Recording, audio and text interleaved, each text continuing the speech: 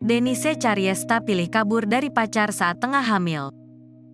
Denise Cariesta membongkar alasannya kabur dari pacar dalam kondisi sedang hamil. Alasan Denise Cariesta meninggalkan pacar gegara sikap kekasihnya yang suka berkelakuan tidak pas kepadanya yang sedang hamil. Sebab, kata Denise Cariesta, pacarnya yang pemabuk itu suka memaki-maki dirinya meski tahu hamil. Bahkan Denise Cariesta pernah diperlakukan kasar. Denise Cariesta kini membuat pengakuan dirinya yang meninggalkan pacarnya. Semula Denise Cariesta menyebut pacarnya tidak bertanggung jawab atas kehamilannya. Namun ternyata tidak begitu karena justru Denise Cariesta yang meninggalkannya. Denise Cariesta bukan ditinggal pacar yang sudah membuatnya hamil.